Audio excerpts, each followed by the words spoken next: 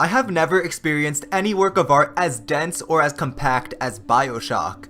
Maybe I haven't read enough, but there are just so many themes, morals, and ideas to be extracted from this 15-hour game that they alone can fill an entire episode as opposed to the usual segment towards the end. One major theme in BioShock is religion. To kick this off, let me sum up a story from the book of Genesis. Most of you probably know it. If not, then seriously, what are you doing watching a literary analysis? This would be the story of the Tower of Babel. It begins with a group of settlers all speaking the same language. Upon seeing a valley to settle, they decide to build a city with a tower that reaches the heavens in order to exalt themselves. God then comes down and puts unique languages in their mouths, ruining their ability to cooperate and construct this tower. Then, these settlers were scattered across the earth. As you probably noticed, this portion of Genesis is strikingly similar to the story of Rapture. A group of men, spearheaded by Andrew Ryan, try to construct a city that is free of God. They build it to glorify man's intellect, the power of man, and human achievement. Once the city's built, as if a curse came straight from heaven, they discover Adam, and the whole city begins to fall apart from then on. The citizens of Rapture were punished for their pridefulness, just like these Babylonians, or whatever you call them. Besides the Tower of Babel, a lot of biblical and Christian references can be found throughout BioShock. As I mentioned in my previous video, the name itself, Rapture, refers to a biblical event in which the followers of Christ will be freed from the horrific world we live in and be lifted to meet God in heaven. Similarly to how the great scientific and artistic minds are rescued from the depressing 20th century world in what is supposedly paradise. Also wandering the halls of Rapture in certain levels is a splicer model called the Waiter.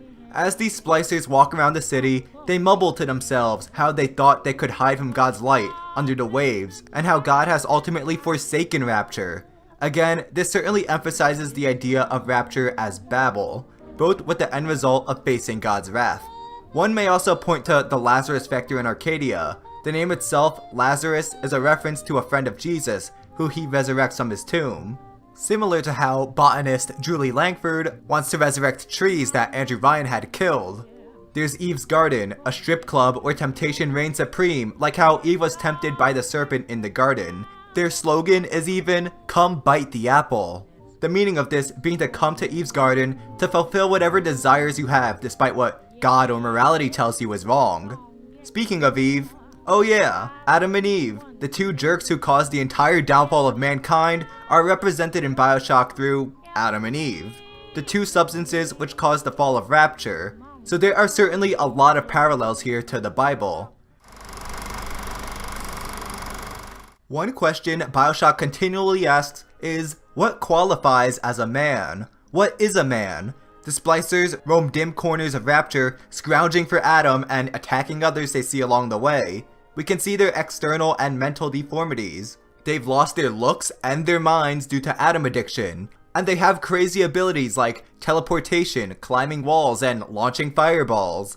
At the same time, they still walk and talk and think to some capacity. And remember how much personality they still have? So, do these splicers still count as human?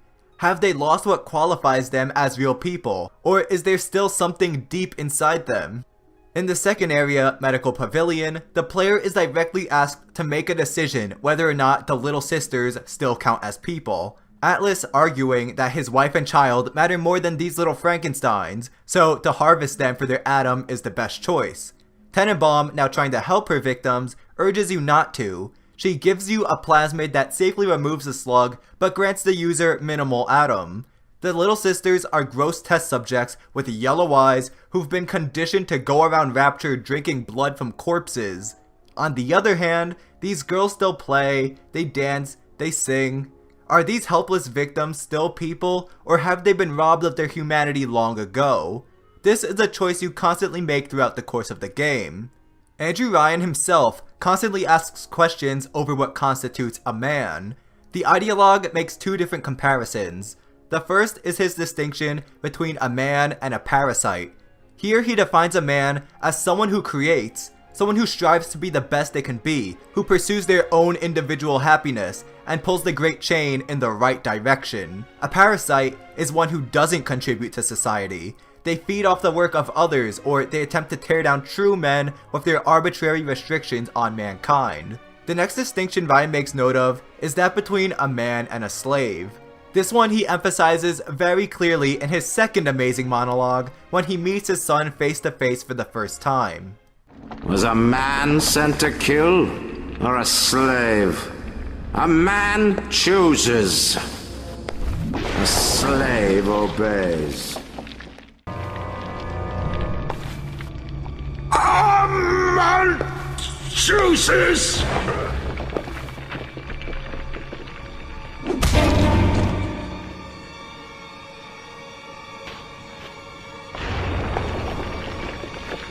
A slave obeys!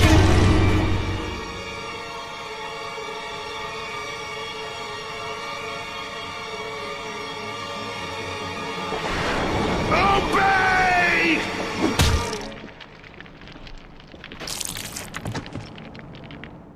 Hold up, let's talk about this scene for a bit. The great Andrew Ryan's death. After Jack bombs the Hephaestus core and unlocks his office, it becomes apparent to Ryan that he's not going to survive the night. But this is a man who's been so focused on controlling his own destiny. If he's going to die, it has to be on his terms. So instead of letting Jack do a drive-by or something, he uses the opportunity to humiliate Jack and show him how small a man he truly is. It's Ryan's final insult to the parasites. This finally brings us to the big one, of course, Jack himself. Jack is literally nothing but a tool to be used by Frank Fontaine. He wasn't born, he was bred. Jack was genetically designed to obey every command given along the phrase, "Would you kindly?" When you finally meet Andrew Ryan in Rapture Central Control, you see he's pieced it all together. Ryan knows that you're his son, he knows that Atlas has been controlling you with the trigger phrase, and he knows that you are not just an assassin, but Atlas's slave. This is symbolized by the tattoos of chains on your wrists. A small detail that can easily be glossed over reveals the entire nature of the protagonist.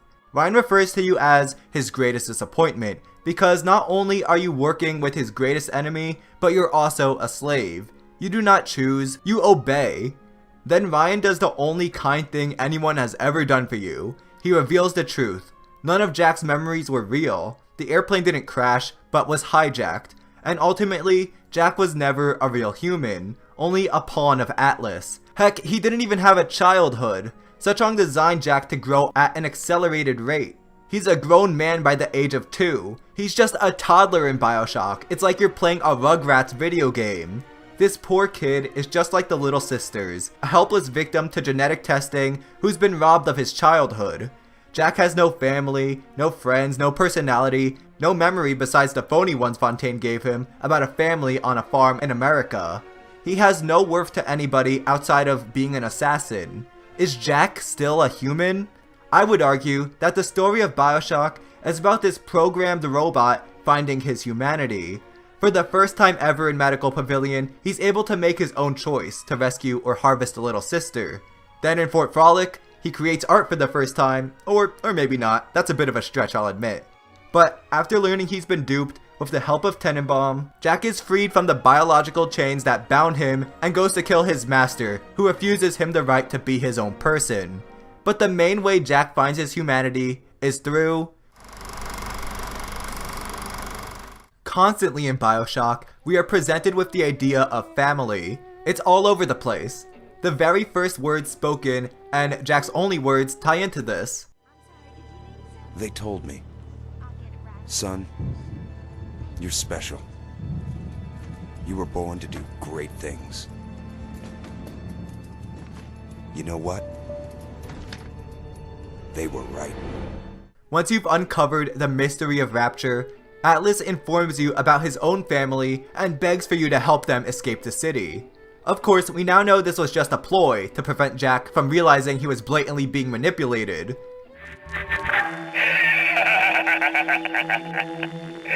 I really wound you up with that wife and child bit. Oh, me poor Moira. Ay, me wee baby Patrick.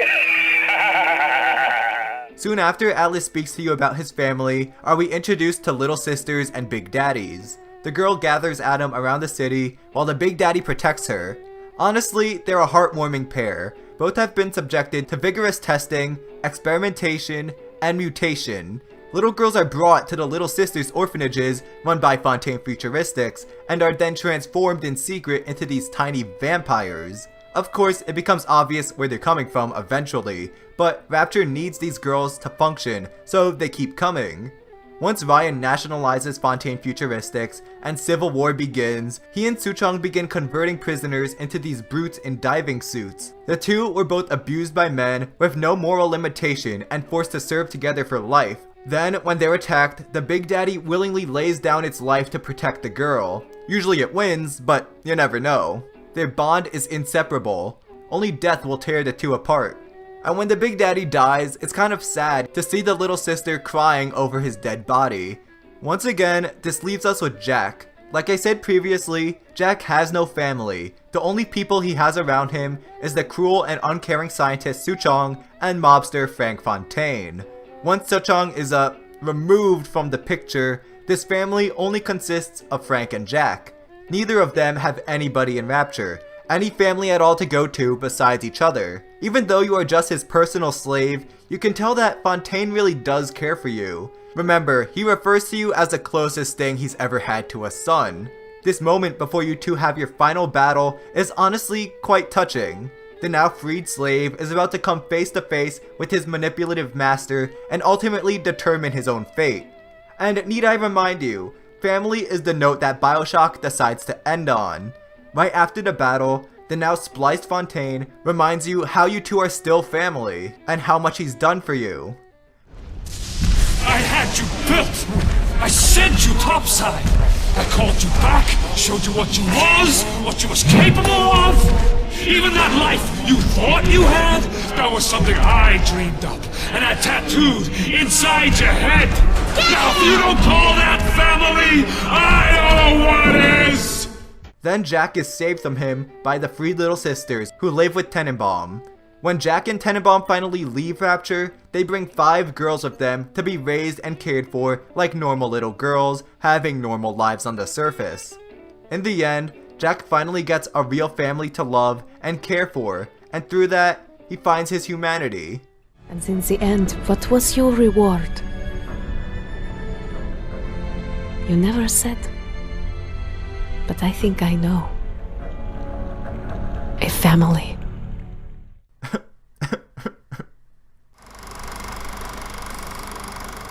In my Jurassic Park analysis, I made a direct comparison between it and BioShock, in that they share the same theme of science. More specifically though, the idea that scientific discovery unhindered by moral questioning would inevitably lead to chaos.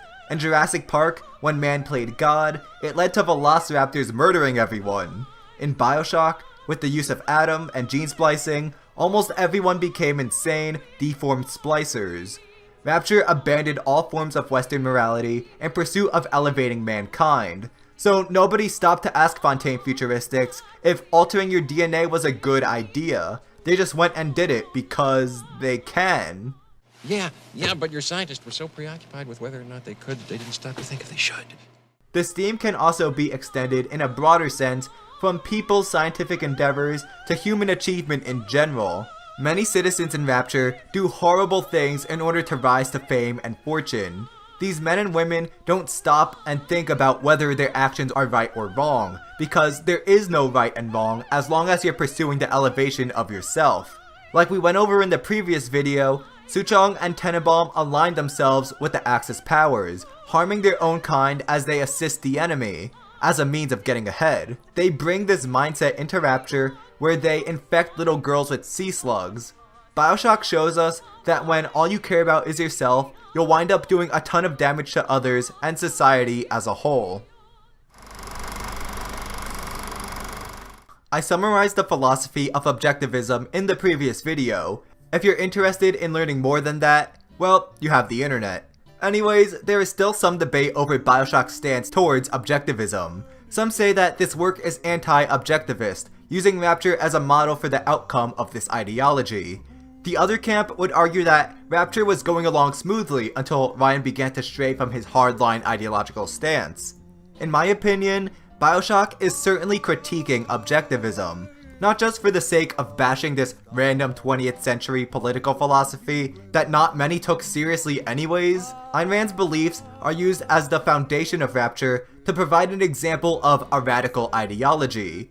The underlying moral of Rapture's fall is that we may not be happy with the current stance of politics around us, but the key is not to run towards extreme ideas. We have seen this several times in history, especially in the early 20th century, shortly before the events of BioShock.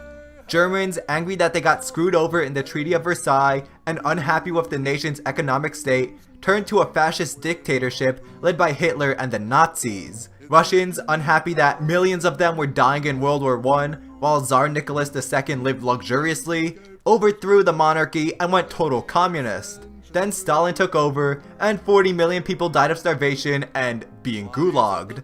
Communism.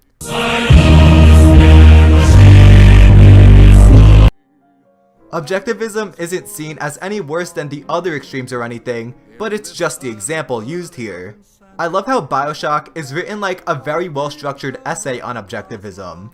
The first level, Welcome to Rapture, serves as the introduction paragraph and the thesis. Objectivism and the worship of man is bad because without morality, there will be unchecked scientific development, the culture will become morbid, people will destroy themselves, people will screw each other over, and society will eventually collapse. The subsequent levels serve as the body paragraphs. Most levels throughout the course of the story portray and further develop some element of where this ideology fails. The second level, Medical Pavilion, shows us more of the insanity aspect of course, and the wild medical field. People are crazy and seek physical transformation and other dangerous outlets in order to be the best they can be. Port Frolic is another big one, and probably the best level in the game. You can tell because I keep mentioning it. This area presents the player with the total and blatant immorality that runs rampant through Rapture. Hephaestus shows us how much power becomes centralized when there's a power vacuum. Andrew Ryan and the board take over Fontaine Futuristics, crush any form of resistance, and take full authoritarian control of the city. Even though this goes against Ryan's original beliefs, it was inevitable that someone would come to wield all that potential power. Ryan just guaranteed it would be him as opposed to Fontaine or Atlas. Well, same person, but you get what I'm saying. Point Prometheus shows where the abuse of Big Daddies and Little Sisters took place. This is where each were converted into monsters, forced to march the halls endlessly searching for corpses to harvest for the big business Ryan Industries. Point Prometheus shows the player, when business is unchecked, it will eventually trample on individual rights and exploit the weak. The finale, again, is the fight with Frank Fontaine. At this point in the narrative, he spliced himself silly in order to defeat Jack because, according to Mobster 101, no loose ends.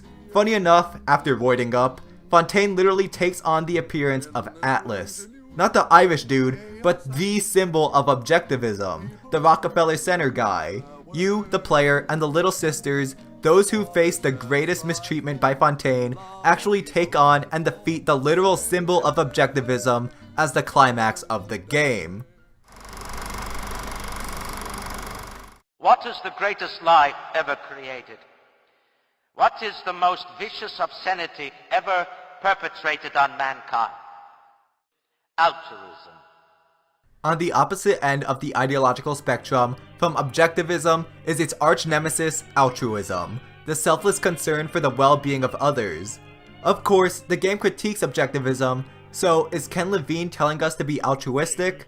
Well, again, BioShock is about avoiding extremes. Looking after yourself is good to an extent, as long as you don't take it to the extreme. The same goes with helping others. It's good, just as long as you don't take it to craziness. Just as Frank Fontaine is the ideal objectivist, the embodiment of Atlas, Jack is on the opposite side of the spectrum. No, not that spectrum. Jack is a total altruist. He never concerns himself with any of his needs, but only serves others. Again, he's a slave. He has no sense of self.